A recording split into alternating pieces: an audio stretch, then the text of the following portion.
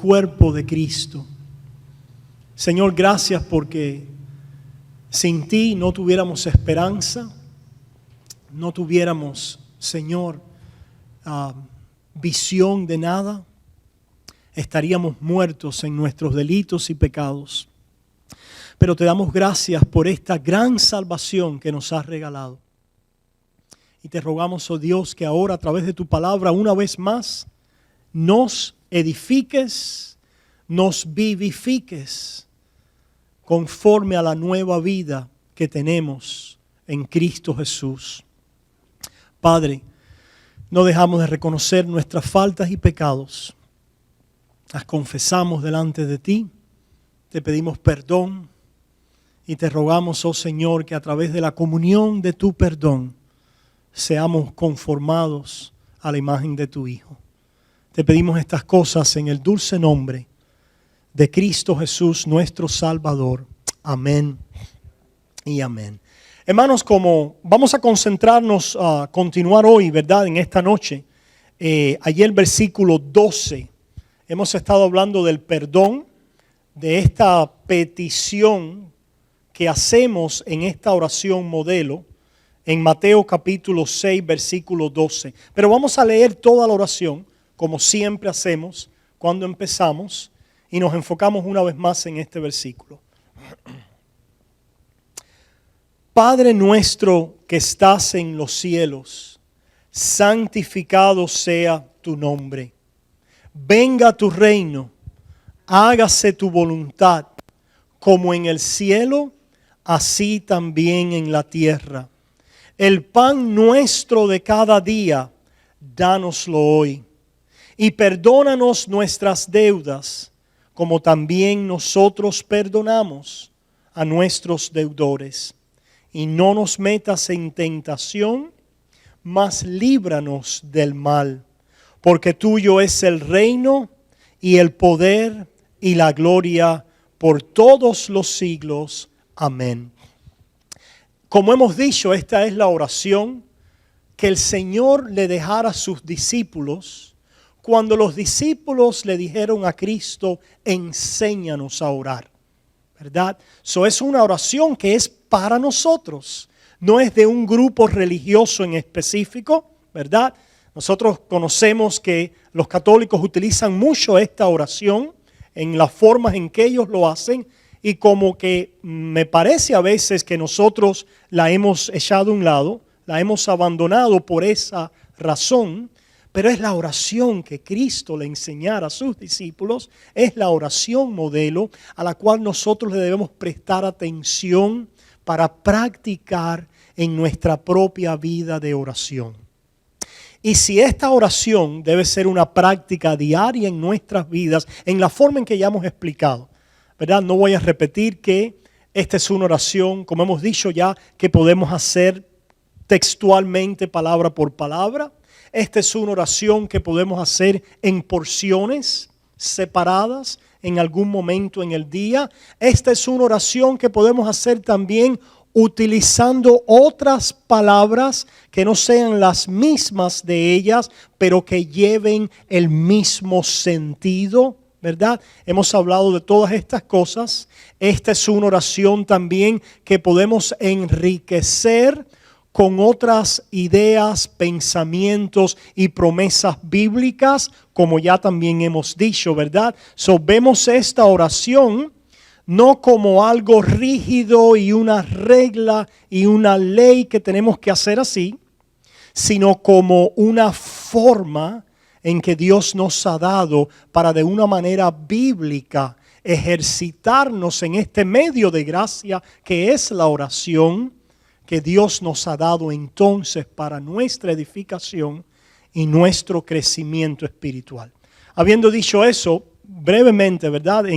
Como hemos dicho en veces pasadas, venimos una vez más a este versículo 12, a esta petición, donde comenzamos a ver este pedido a nuestro Dios de perdónanos nuestras deudas.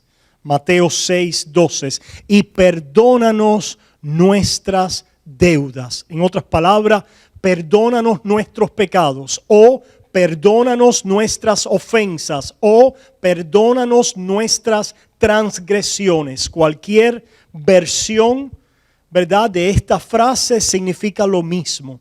Venimos delante de Dios clamando, rogando, haciendo petición acerca del perdón de Dios por nuestros pecados. Y aquí hicimos una pausa y creo que es importante volverla a mencionar y a recordar que tenía que ver con la doctrina del pecado, que tiene que ver con la doctrina del hombre también, o con antropología, ¿verdad? Y el pecado en la vida del hombre. Y dijimos algunas cosas muy importantes. Preguntábamos, por ejemplo, ¿cuándo es que tenemos que pedir perdón por nuestros pecados? Y, ¿verdad? Decíamos que quizás en el pensamiento de algunos que dicen, bueno, yo pido perdón por mis pecados cuando yo peque. Pero si yo no peco, no tengo entonces que pedirle a Dios que perdone mis pecados porque no he pecado. Y decíamos que esa manera de pensar revela un entendimiento fallido acerca de la doctrina del hombre y del pecado del hombre. Y dijimos entonces lo siguiente, que el pecado no es solo una acción que cometemos o que dejamos de hacer, ¿verdad? Ciertamente pecado es el cometer acciones pecaminosas.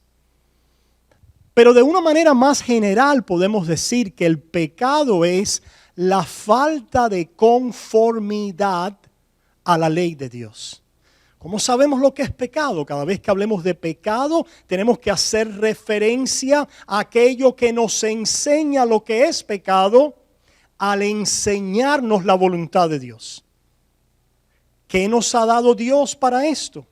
¿Cuál es la revelación en su palabra que Dios nos ha dado para conocer la voluntad de Dios y por ende conocer lo que es pecado? Los mandamientos de Dios, right? La ley de Dios. La voluntad moral de Dios expresada explícitamente en su palabra a través de sus mandamientos, específicamente los 10 mandamientos. Entonces nosotros sabemos que el honrar a nuestros padres es la voluntad de Dios para nuestras vidas, ¿verdad? Es la ley santa, justa y perfecta de Dios. El no honrarlos entonces es ¿qué? Pecado.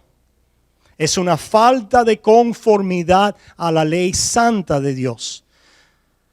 Una acción específica es el no honrar a mis padres. Esa acción específica es un pecado. El no honrarlos, ¿verdad? Nosotros sabemos entonces que esa santa ley dice no matarás. Nosotros sabemos entonces que el matar, ¿verdad? Es pecado, es una falta de conformidad ¿a qué? A la ley de Dios. Y seguimos ahí entonces, ¿verdad? No matarás, no adulterarás, no robarás, no mentirás, ¿verdad? Cuando nosotros adulteramos, robamos, mentimos, esto es una falta de conformidad en acción ¿a qué? A la ley santa perfecta de Dios. Y hemos citado, ¿verdad? 4, 5, 6, 7, 8, 9, 5, 6, 7, 8 y 9 mandamientos de su ley. Pero venimos entonces al 10º, ¿verdad? En el 5º mandamiento, en el 5º mandamiento, en el 6º mandamiento escuchamos, no matarás, ¿verdad? No matarás. Pero en el 10º escuchamos, no desearás o no codiciarás ¿verdad? La vida, la propiedad, la mujer, la casa, los bueyes ¿de qué? De tu prójimo. En otras palabras, un mandamiento me dice no robarás y el 10º me dice no desearás robar. Un mandamiento me dice, no adulterarás con la mujer de tu prójimo. Y el 10º mandamiento me dice, no desearás adulterar con la mujer de tu prójimo. Un mandamiento me dice, no mentirás, no le quitarás la reputación a tu prójimo a través de falso testimonio. Y el 10º mandamiento me dice, no desearás quitarle, robarle la reputación o algo de tu prójimo. ¿Se dan cuenta, hermanos? En esa segunda tabla de la ley que avanza hasta el 10º mandamiento, oímos dos cosas: que el pecado, que es falta de conformidad a la ley de Dios, incluye la acción pecaminosa, pero el pecado también es no solo la acción pecaminosa, sino el deseo, la inclinación hacia esa acción. Y eso es crítico entender. Porque el 10º mandamiento prohíbe nuestra concupiscencia. ¿Qué quiere decir concupiscencia? Nuestros deseos pecaminosos, porque son deseos contrarios a su voluntad y a su ley moral. ¿Entendemos eso? Si eso es así, ¿verdad? Y creemos, basado en esta premisa, en este entendimiento bíblico, en la ley de Dios, que es como nosotros conocemos lo que es pecado, entonces la petición de perdona nuestros pecados debe incluir, no solamente, y ciertamente debe incluir, el perdona mi pecado de haber mentido. Perdona mi pecado de haber robado. Perdona mi pecado de haber adulterado. Pero también debe incluir, perdona mis deseos de adulterio. Perdona mis deseos de robar. Perdona mis deseos de mentir. Perdona mi inclinación hacia el pecado. Perdona la corrupción de pasión de pecado que experimento, que siento en mis miembros, aún antes de llegar a cometer esas acciones externamente. Primero están ¿dónde? En el corazón. Por eso es que dice que del corazón salen ¿qué? Dice Jesús, los hurtos, los robos, las rencillas, la envidia, etcétera, etcétera. Y salen de allí porque el deseo y la inclinación a ellos es pecado en sí mismo, prohibido por el 10º mandamiento. Necesitamos entender entonces la doctrina del pecado para poder entender la vida cristiana. Porque la vida cristiana consiste en un constante vivir de fe y de arrepentimiento. Y esa fe y arrepentimiento tiene que ver con la constante confesión delante de Dios de nuestras acciones pecaminosas, de nuestros pensamientos pecaminosos y de nuestros deseos e inclinaciones hacia el pecado. ¿Entendemos eso? Por eso es, hermanos, que Pedro nos dice allá en su epístola que batallemos contra los deseos pecaminosos del alma. Vayamos allá un momentico porque lo hemos citado y no lo leímos en la última oportunidad. Vamos a mirarlo. Vayamos allí a Primera de Pedro.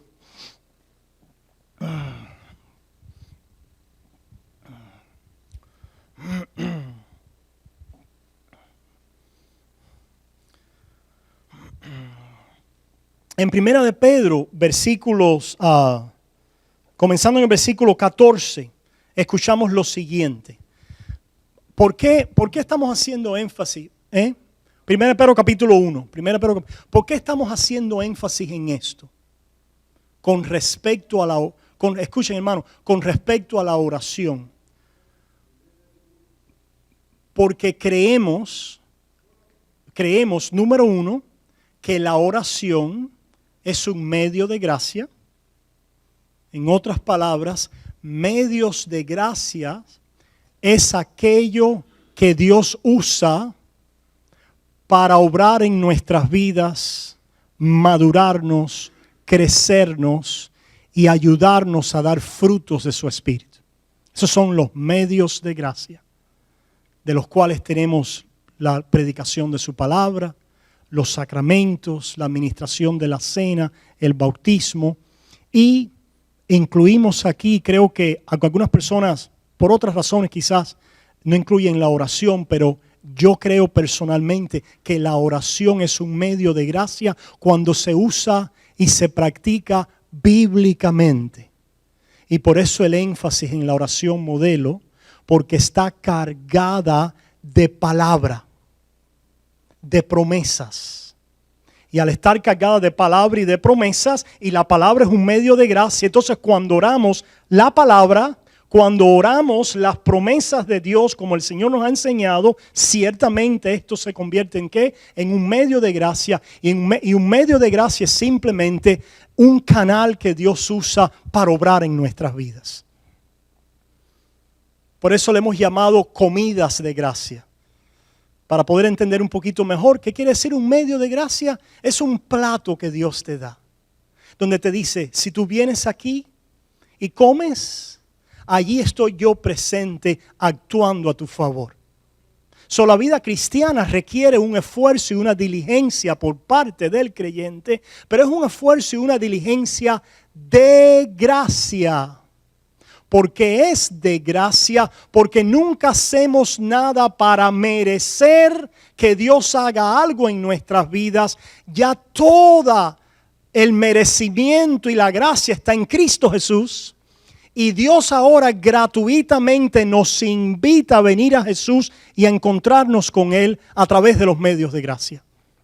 Yo utilizo la metáfora de un plato de gracia o también de una puerta hacia una habitación donde hay una cita con alguien que te está esperando. En otras palabras, a través de la oración, Dios te está diciendo, cada vez que tú entres por la puerta de la oración, allí estoy yo esperándote. Allí estoy yo para ti. No tienes que hacer 1000 piruetas antes de entrar a la puerta. No tienes que hacerte merecedor de nada para encontrarme allí. Gracia ya ha sido dada de tal manera que simplemente abriendo esa puerta, allí me encuentras. Allí me encuentras. Lo mismo con los demás medios de gracia. Donde gracia está allí para ti a través de aquella práctica donde Dios se entrega a nosotros en Cristo Jesús a través del poder y la presencia de su Espíritu, que está siempre apuntando a lo que Cristo ha hecho a nuestro favor, donde allí está la gracia de Dios a nuestro favor. Habiendo dicho eso entonces, ¿cómo es que vamos nosotros a poder crecer en nuestra vida cristiana y madurar cuando tenemos un enemigo que ciertamente hay un enemigo afuera, y es Satanás y es el mundo, pero hay una fuente de hostilidad adentro en nuestros miembros y es la carne? Es lo que la Biblia denota o llama como el hombre antiguo o la carne. Y ese hombre antiguo o carne la podemos percibir y sentir cuando vemos nuestras inclinaciones al pecado, nuestros deseos pecaminosos que constantemente están sugiriendo, promoviendo y estimulando un curso de acción contrario a la voluntad de Dios. La pregunta entonces es, ¿cómo es que el creyente puede vivir en oposición? Porque debe hacerlo. Debe vivir en oposición a ese principio contrario a la voluntad de Dios que reside en sus miembros, que reside en su carne. Y ese principio contrario a la voluntad de Dios, que es la carne, pregunta, ¿en algún momento de nuestra vida cristiana va a desaparecer? Nunca. Hasta que seamos, ¿qué? Glorificados. Nunca va a desaparecer ese principio, esa corrupción que existe en nuestro ser. Siempre está ahí. Por eso es que decimos que el pecado no es solo una acción que cometemos, sino es un estado o una condición con la cual vivimos. Es Romanos capítulo 7. La pregunta es, ¿cómo luchamos contra ella? Porque ciertamente somos llamados a luchar y a batallar en contra de ese principio que es la carne, contrario a la voluntad de Dios. Y la respuesta está precisamente en aquello que Dios ha proveído para poder oponerse a ese principio. Y nosotros hemos dicho en clases pasadas, si este principio de operación en nosotros, que es la carne, que es la inclinación y la corrupción, ¿verdad? El deseo hacia el pecado, siempre está presente en un hijo de Dios. ¿Qué es lo que hace Dios con esta condición que nunca va a cambiar? Que siempre está con nosotros. ¿Qué es lo que Dios ha hecho con ella? La perdona. La perdona.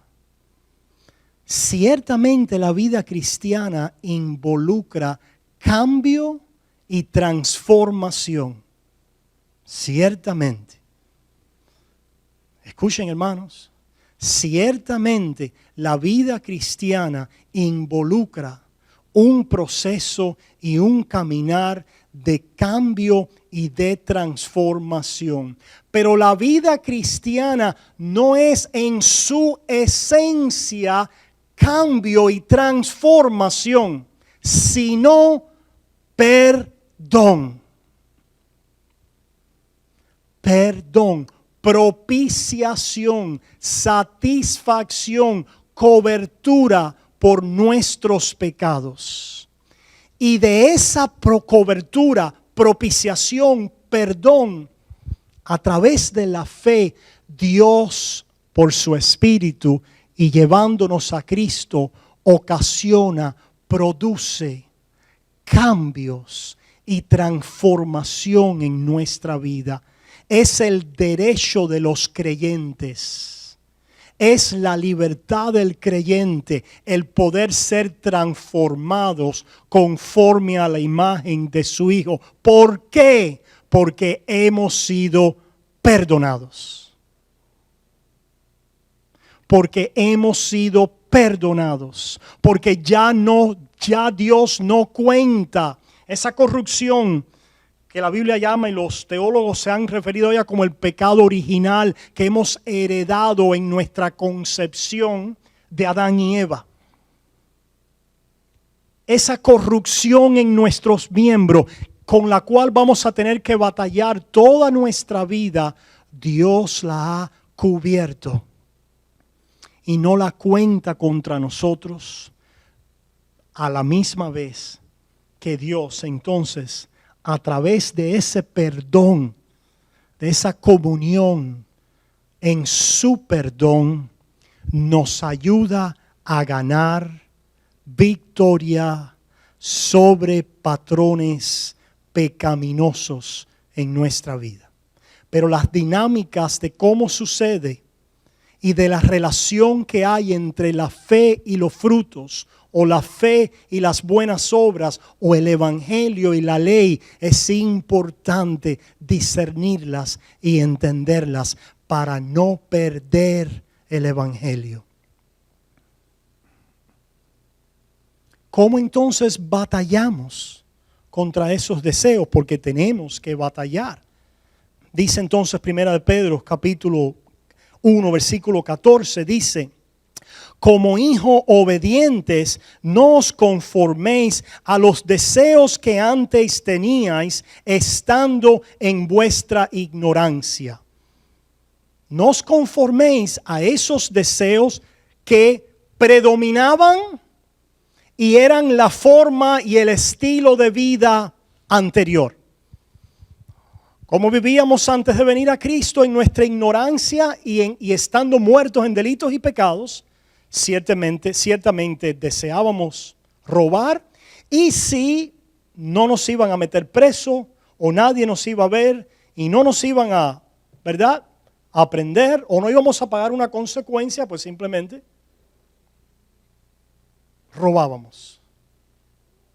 Y eso era algo normal. No había ningún tipo de compunción de conciencia. Ciertamente el hombre en su estado natural puede pensar, porque las normas de la sociedad, que si es una sociedad que se aproxima a la tradición judío-cristiana, ciertamente hay bases en ellas de ley y de los 10 mandamientos. So, el hombre natural puede tener una cierta conciencia de bien y de mal, y ciertamente la tiene, pero hay simplemente un dejarse llevar. ¿Por qué? Por los deseos de la carne. Y no hay nada que se le oponga a esos deseos, dadas las circunstancias correctas, ¿verdad? Ahora, Pedro nos dice, esos deseos están ahí, no os conforméis a ellos. No os conforméis a ellos. Están ahí, los van. ¿Por qué no os conforméis? En otras palabras, no nos dice ya no los van a tener. Si no tuviéramos los deseos pecaminosos, ¿dónde estuviéramos? Claro, glorificados, ¿no? Glorificados en el cielo, ciertamente, o ya resucitados. Ya no hubiera ¿qué? Lucha y batalla. Ya no hubiera lucha y batalla. Para despojarnos de ¿qué? Del viejo hombre que está viciado, dice Pablo, conforme a los deseos engañosos de la carne. Colosenses, ¿verdad? Gálatas. No os conforméis. Haced batalla contra ellos. Lo que quiero notar con esto es que están ahí. ¿Entienden ese principio, ese concepto? La razón por la que hay una batalla es porque están presentes, porque viven con nosotros, vivimos con ellos, y esa es nuestra primera fuente de lucha. Ciertamente escuchamos hoy en día, la gente se quiere fajar con Satanás primero y con los demonios, y a esa batalla van primeros prestos, sin entender primero ¿qué? La batalla que mora ¿dónde? En sus corazones y adentro de ellos. Y Satanás, para obrar en nuestras vidas, utiliza la base de nuestra carne para allí tirar sus flechas y poder en ellas hallar. Es algo así como que en nosotros hay un petróleo, un aceite, una gasolina. Y cuando la flecha de Satanás llega, porque encuentra allí una base, ¡puf! Resuena con ella. ¿Entendemos eso? Resuena con ella. Por eso es que nos tienta, pero somos tentados, dice Santiago, cuando somos entonces ¿qué? Atraídos ¿de qué? De nuestra propia concupiscencia, de nuestros propios deseos pecaminosos. Y veremos pronto Santiago cuando empecemos esta carta próximamente. Pero dice Primera de Pedro 1, no os conforméis a estos deseos. Versículo 15, sino como aquel que os llamó es santo, sed también vosotros santos en toda vuestra manera de vivir. Somos llamados entonces a una vida de santidad, de batallar contra esos deseos pecaminosos, porque esos deseos pecaminosos siempre están ¿dónde? En nosotros. Lo vemos también en Gálatas. Vayamos un momentico a Gálatas, que lo mencionamos, capítulo 5. Ahí en Gálatas capítulo 5 escuchamos lo siguiente. Gálatas capítulo 5, versículo 16. Gálatas 5, versículo 16 dice, digo pues, andad en el Espíritu y no satisfagáis los deseos de la carne. Una vez más, el punto que estamos viendo aquí es que hay deseos en nuestra carne. ¿Se dan cuenta? Si somos llamados a no satisfacerlos, es porque los deseos están ¿dónde? Allí. Como alguien me dice, hay una señora que ella jocosamente me dice, caramba, ¿cómo es el refrán ese que ella usa?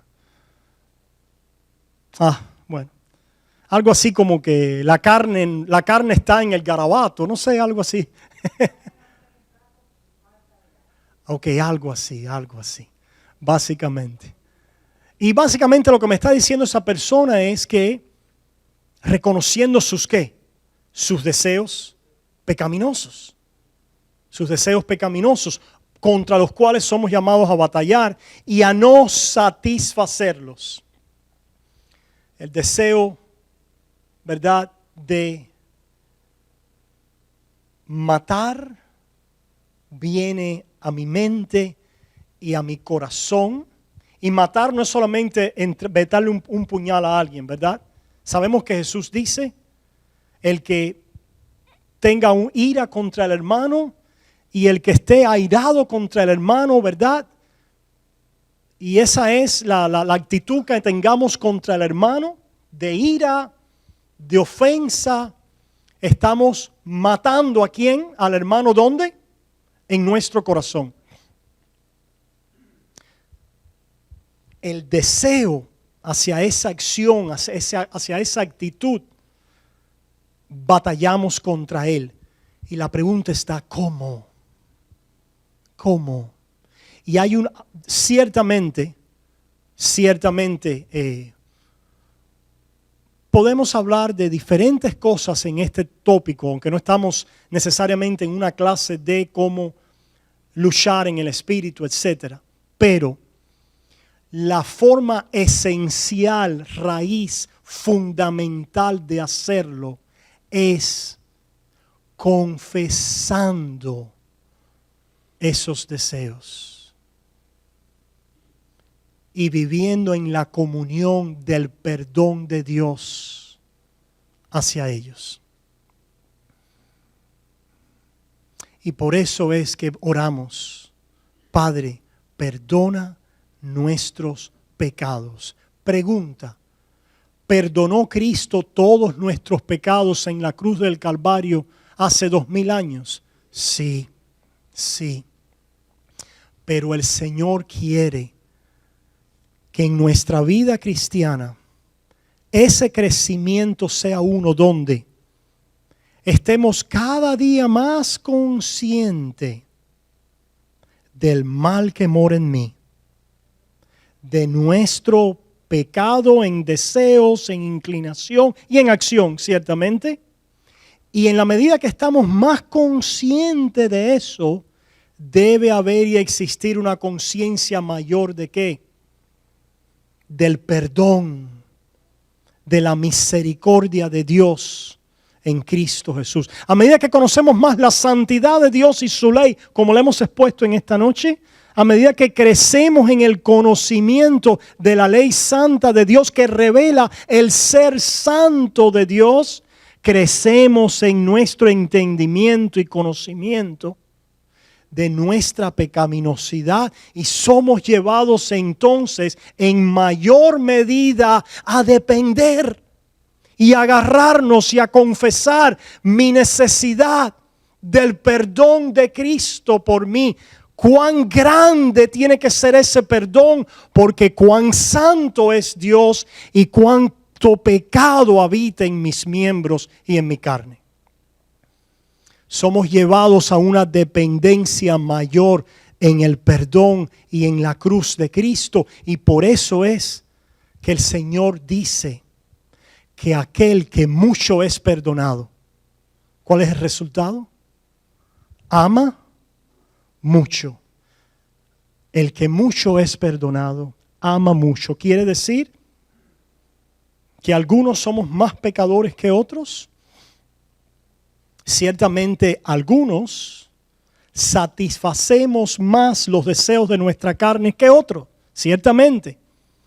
Pero en todos está presente que la misma corrupción de naturaleza en falta de conformidad a la ley de Dios, la cual tiene que ser cubierta por la justicia de otro, la cual tiene que ser cubierta por el perdón que nos ofrece otro. ¿Quién? Jesucristo. Y en la medida que nosotros vivimos en el conocimiento más profundo de nuestros pecados y de el gran perdón que Dios nos ha ofrecido, y somos renovados entonces en la comunión de ese perdón, entonces el Espíritu produce frutos abundantes de obediencia y de amor en nuestra vida. ¿Entendemos eso, hermanos? Somos llamados entonces a esta batalla. Y miren, interesante, ¿cómo es que sabemos eso? ¿Cómo se comprueba? No le voy a dar todos los versículos ahora, pero una y otra vez tomo la oportunidad para mostrarle el mismo patrón. Mira lo que dice Pablo en este mismo Gálatas. Dice, digo pues, andar en el Espíritu y no satisfagáis los deseos de la carne. Que hemos dicho que cada vez que vemos andar en el Espíritu, nosotros podemos decir que eso significa. ¿Andar cómo? Por fe. Andar en el Espíritu. ¿Por qué hacemos estas aclaraciones? Y ustedes se dan cuenta que en nuestra enseñanza somos muy detallistas. Creemos que el detalle, como dicen los americanos, el diablo está, así decimos los hispanos, pero los americanos dicen, the devil is in the details.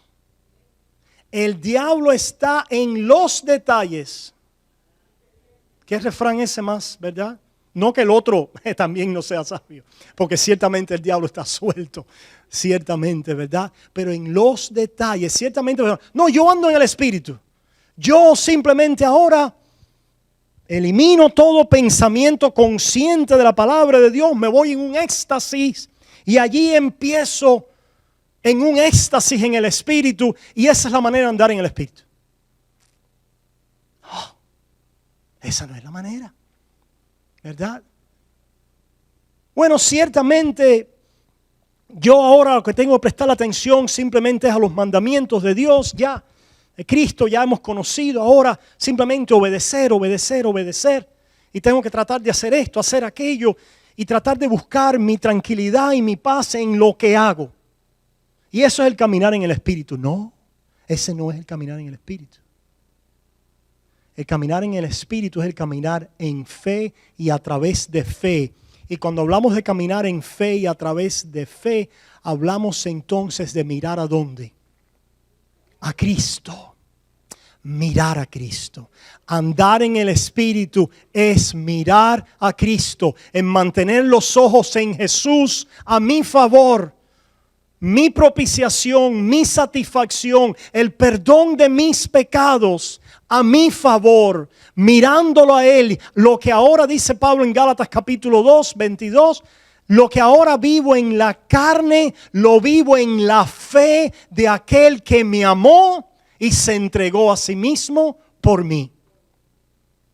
Así andamos en el Espíritu, mirando a aquel que me amó y se entregó a sí mismo por mí. Vamos a ver si esto se comprueba en este pasaje. Dice, versículo 17, porque el deseo de la carne es contra el Espíritu, ciertamente. Ciertamente, ya hemos visto, el cristiano ahora está en una lucha, tiene los deseos de la carne, pero tiene también los deseos ¿de qué? Del Espíritu. Y a propósito, la palabra en el original es deseos. Para ambos. Para ambos. Hipothemia quiere decir pasión, deseo, afección, inclinación.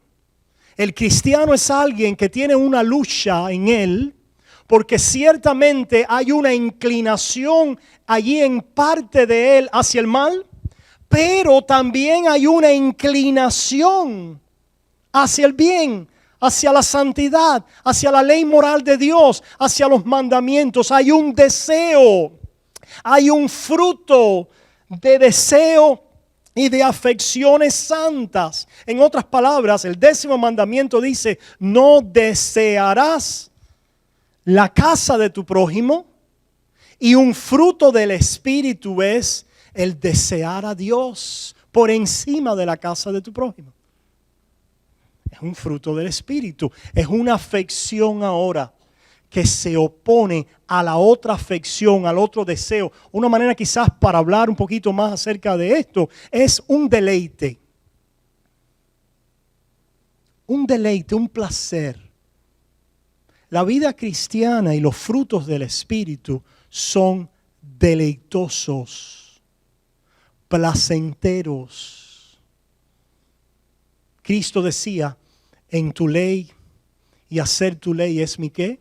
Mi deseo, mi delicia. El hacer la voluntad de mi Padre es lo que yo deseo hacer. Ese era Jesús. El salmista decía, ¿verdad? ¿Verdad? Mi delicia es tu voluntad, tus mandamientos. Es mi delicia, es mi... En otras, lo que quiero decir con esto, hermanos, es que el cristiano no hace lo que tiene que hacer simplemente porque es nuestro deber. Ciertamente debemos enseñar la voluntad de Dios como el deber del cristiano y de toda criatura moral. Pero al hacer algo simplemente porque es mi deber, no es el ser conformado a la voluntad de Dios. A menos que empiece a haber juntamente con esa obediencia externa un deseo, un deleite, una afección en esa dirección por las cosas de Dios. Exactamente. Y esto lo utilizamos, y yo cuando decimos esto, si el punto no se ve claramente, cuando utilizamos esta ilustración yo creo que lo entendemos bien. Imagínense, mujeres, que vuestros esposos les traigan un ramo de flores el día, el 14 de febrero. Y cuando usted le pregunta a su esposo, y esposo querido, ¿por qué me has traído este ramo de flores? Tu esposo les diga, esposa mía, porque es mi deber. Porque es mi deber. Ok, somos todos adultos aquí. Nuestras esposas, hombres, vaya a la alcoba matrimonial con nosotros y nos entregue su cuerpo. Y nosotros le preguntemos por qué lo ha hecho y nos diga, pues es mi deber. Ciertamente, ¿lo es o no lo es? Sí lo es. Pero pregunta, ¿esa respuesta basta? No basta. No basta, porque la respuesta completa es mi deber, pero yo lo deseo y me deleito en esto. Esto es mi placer. Me place, esposa, darte flores y verte contenta y alegre. Me place, me deleita poner una sonrisa en tu rostro. Esposo, me deleita cuando tú tomas satisfacción en mí. Me deleita, es mi placer, es mi deleite. Y esta palabra de deseos o pasiones es una que nosotros los cristianos estoicamente, porque viene simplemente de una manifestación filosófica que no es cristiana. Puede ser estoicismo romano, puede ser una actitud virtuosa conforme a los griegos, pero no es cristianismo. No es cristianismo.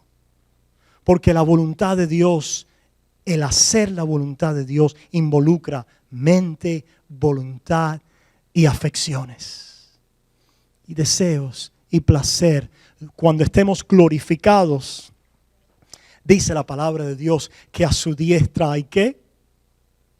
Plenitud de. En tu presencia hay plenitud de gozo, en tu presencia delicias a tu diestra, por siempre y para siempre me gozo en tu presencia. ¿Estamos nosotros siempre deleitándonos y contentos y tomando placer en la voluntad de Dios? No. Es la realidad. Y tenemos que confesarlo, es parte de nuestro pecado. Que tenemos otros deseos, contrarios a los deseos de Dios, que se oponen unos contra otros. ¿Qué confesamos? Nuestra indiferencia, nuestra apatía, nuestra falta de tomar placer siempre en las cosas de Dios. Nuestro actuar simplemente por una fuerza de voluntad de nosotros, por un mero conocimiento de nuestro deber. Cosas buenas, no hechas en la correcta actitud, motivación y afección. Tenemos que confesarlas. Y ciertamente nunca vamos a deleitarnos plenamente en Cristo ahora. ¿Por qué? Porque tenemos los deseos que batallan contra nuestra alma. Si alguna persona se deleita plenamente en Cristo, está glorificado. Si está aquí, está mintiendo. Si está aquí con nosotros, está mintiendo. Si se deleita 100% en Cristo, no está con nosotros. Está glorificado. ¿Se dan cuenta, hermanos? La ley de Dios cumplida es Cristo Jesús, siempre, todo el tiempo, deleitándose en la voluntad de Dios. Debemos emular, imitar eso, sí, claro. Es la voluntad de Dios para nuestras vidas, pero hasta que por la fe aguardamos, por el Espíritu aguardamos, Gálatas 5, vamos a no maltratar el texto. Versículo 6 dice, pues nosotros por el Espíritu aguardamos por fe la esperanza de la justicia. Una vez más, Espíritu es andar ¿cómo? Por fe. Nosotros por el Espíritu aguardamos por fe, y fe es mirando a quién, a Cristo. Nosotros por el Espíritu aguardamos por la fe la esperanza de la justicia.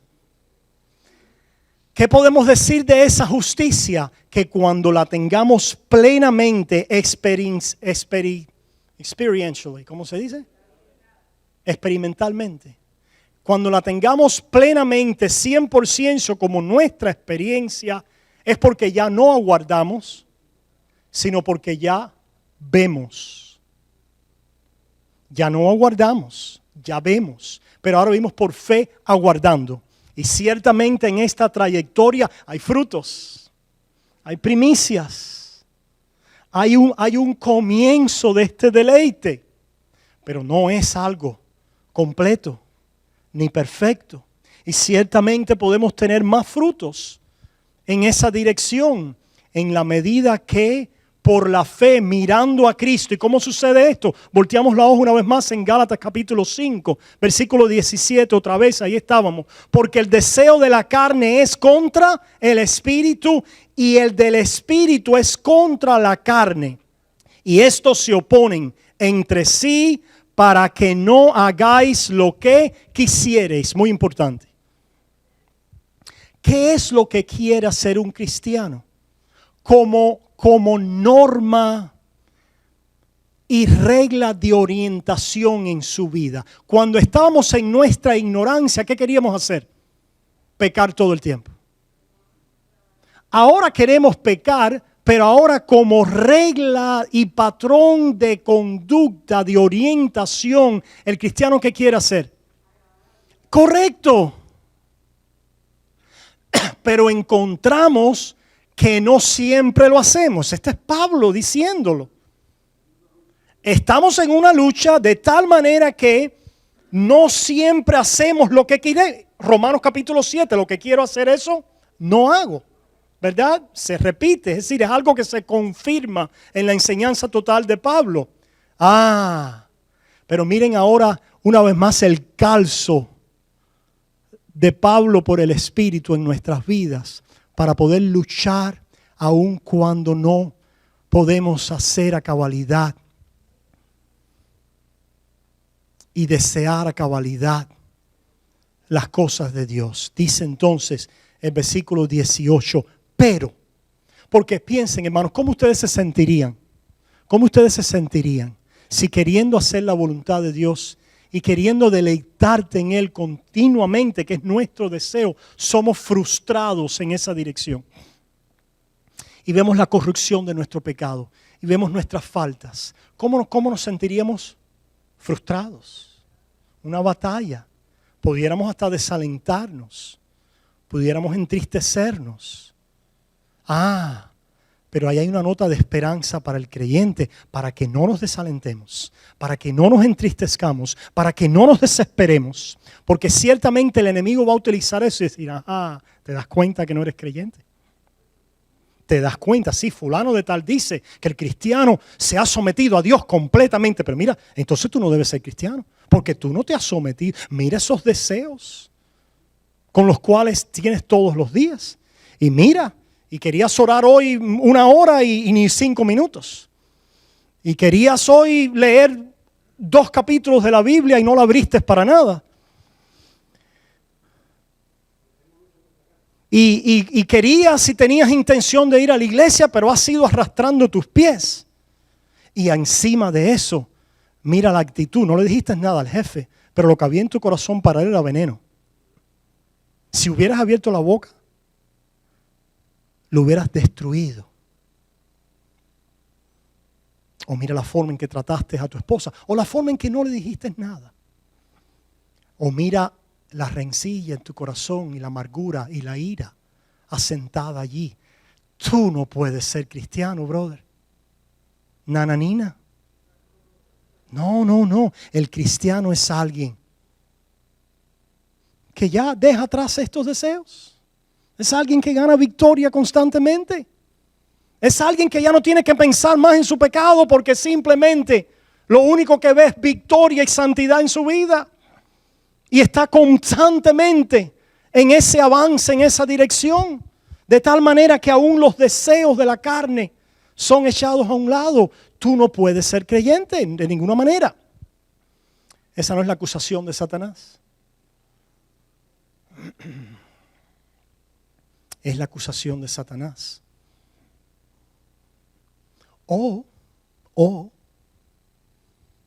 Tranquilo, no te preocupes. Si en realidad tú eres una persona muy moral, tú no eres perfecto, nadie es perfecto. Pero tranquilo, tú siempre estás en la iglesia, tú tienes un trabajo estable, tú cumples tus responsabilidades en el hogar, no se te conoce ningún escándalo, ¿verdad? Ni tienes algo de qué avergonzarte en cuanto a escándalos. Tú estás bien. Tú no tienes nada que confesar. En ti no mora el mal. No le hagas caso a eso. Simplemente continúa. Continúa siendo y estando en la complacencia del estilo de vida que estás llevando. No te preocupes por esto del pecado, ni de ver y volver a Cristo. No, tranquilo. Tú vas muy bien como estás. Decía alguien que si Satanás tuviera su deseo, lo que crearía es una ciudad. Si Satanás tuviera su deseo, lo que crearía es una ciudad donde nadie tomara drogas, donde no hubieran prostíbulos, donde no existiera ningún crimen, donde todos los matrimonios fueran felices y estuvieran bien llevados, pero en las iglesias nunca se predicara a Cristo crucificado. Satanás allí estuviera feliz. Esa es otra estratagema de Satanás, el no dejarnos ver nuestra necesidad del perdón de la cruz, de la comunión en ese perdón crecientemente cada día en nuestras vidas. De que en nuestra peor noche y peor día, aquellos que hemos venido a Cristo por la fe ya no estamos bajo condenación. Ese es el Evangelio. Estamos cubiertos, propiciados, hemos recibido satisfacción a nuestro favor a las demandas de la justicia de Dios. Y por eso Pablo entonces dice en el versículo 18, en medio de esa lucha que puede llevar en diferentes direcciones, Pablo dice, pero si sois guiados por el Espíritu, ¿están listos para la próxima frase? No estáis bajo la ley. No estáis bajo la ley. ¿Qué quiere decir eso, hermanos? ¿Qué quiere decir eso?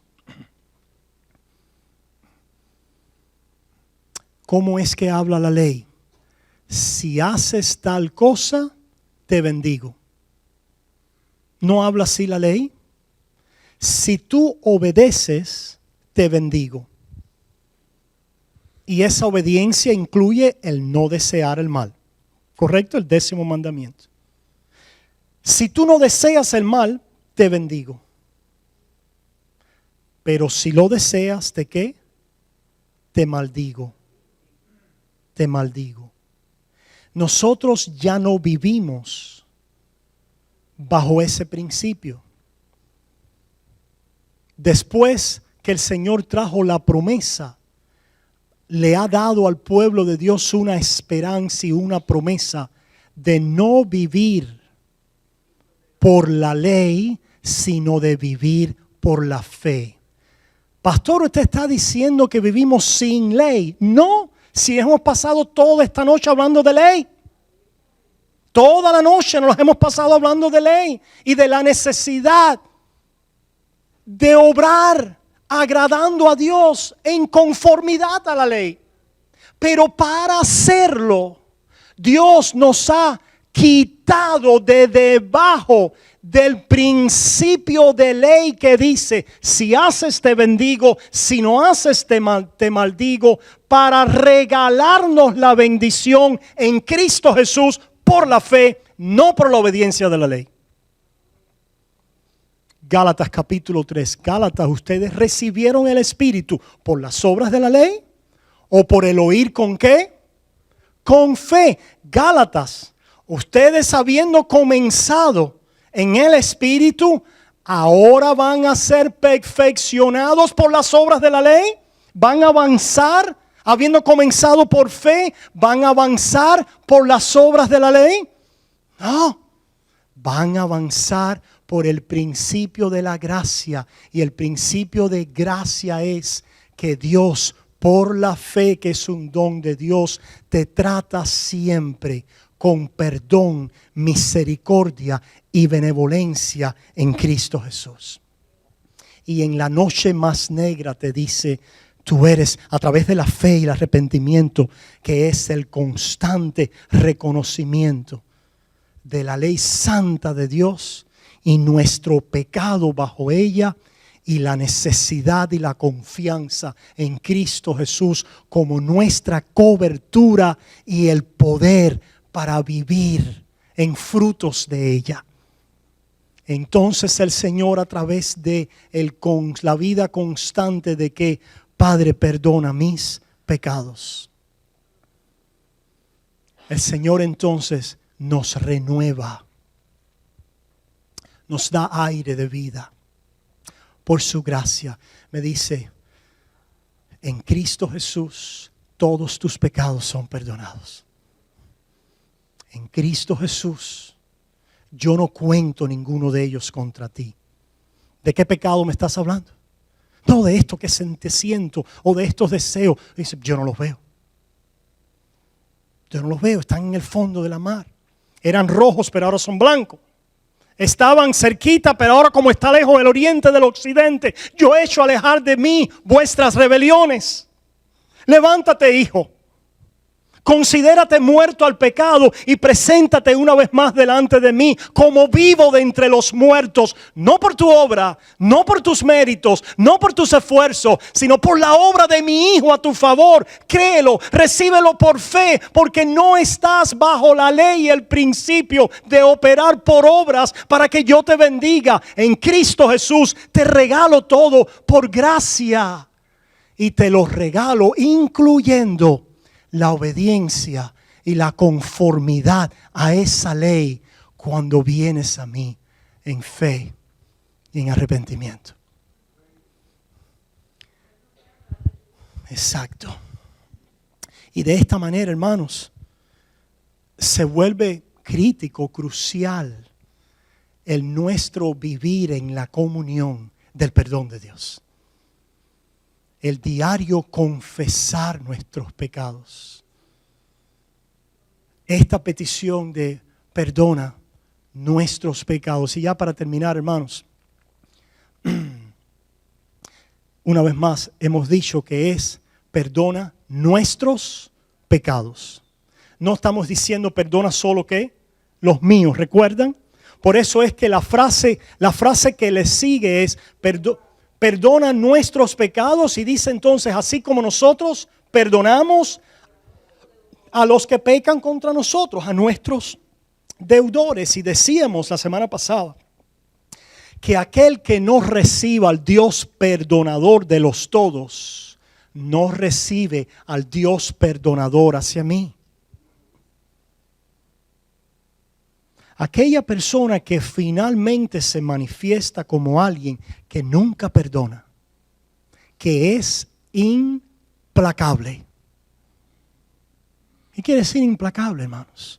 Aquella persona que cuando le ofenden, nunca jamás trae esa ofensa delante de Dios y le dice al Señor, Señor, perdona mi rencor, mi dolor, mi amargura, mi ofensa, y ayúdame a perdonar.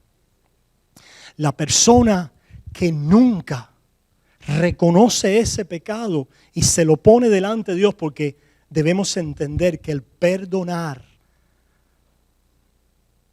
en la manera del Espíritu no es algo, ¿verdad?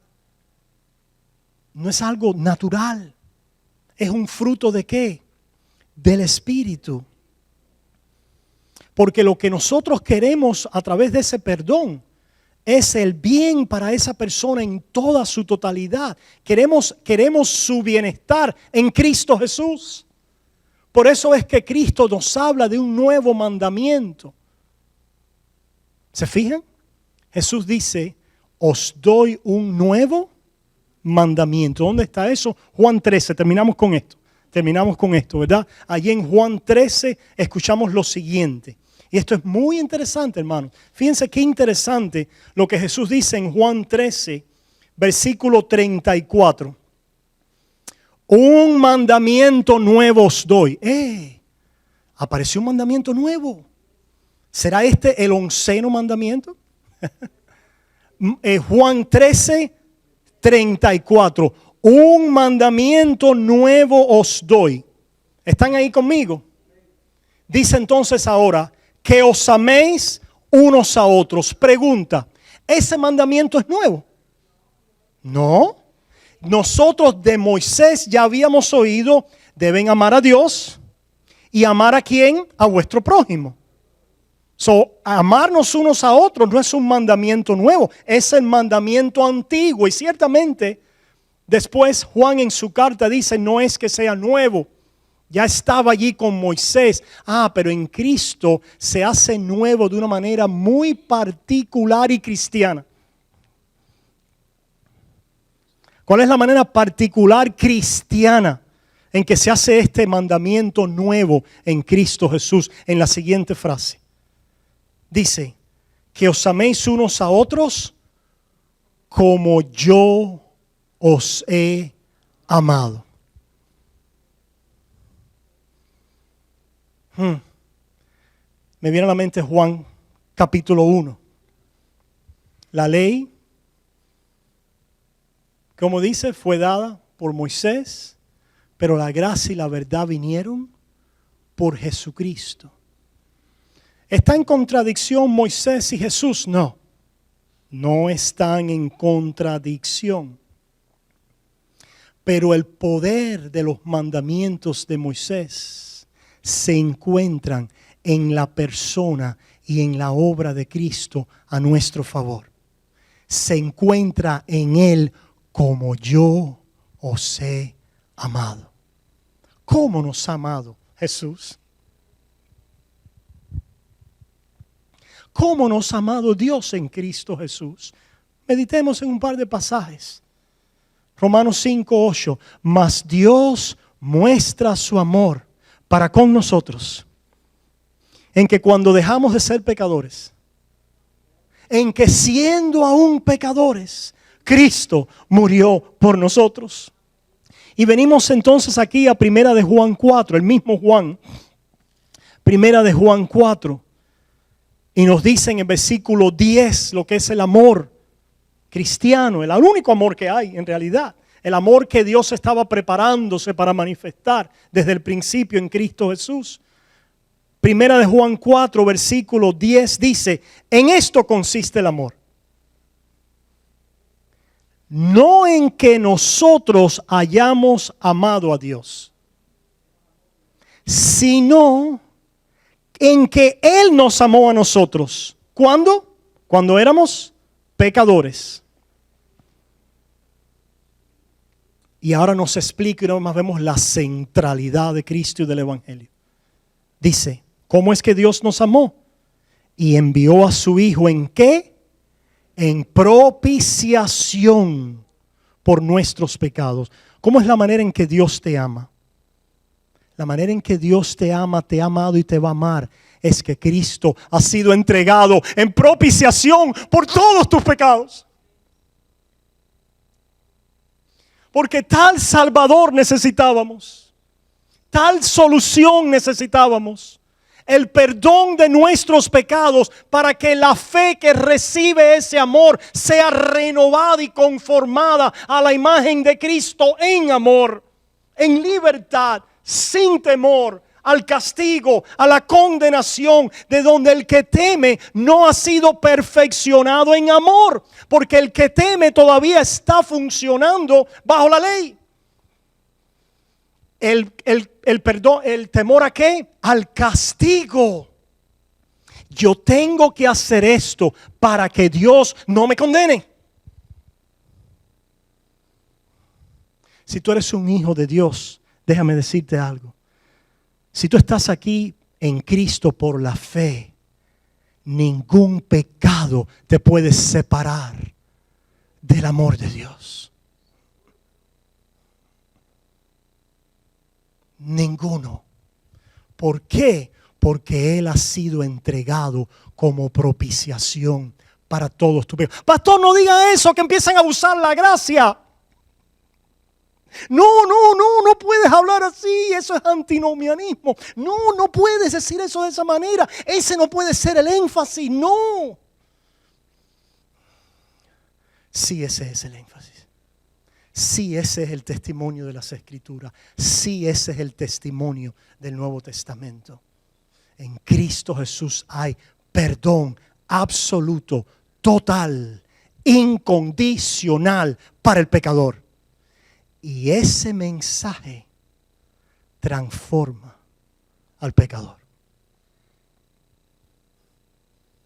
Cambia al pecador. Vivifica al pecador. Le da vida al pecador. Levanta al pecador. Santifica al pecador. Acerca al pecador a Dios. Acerca al pecador al prójimo. Y ese mensaje de esa cobertura total y completa es el Evangelio, lo que Dios ha hecho por nosotros en Cristo Jesús, para de ese Evangelio mismo traer el poder para vivir en conformidad a sus mandamientos y agradarlo y servirle y amar al prójimo, y entonces poder orar: Señor, perdona mis pecados, así como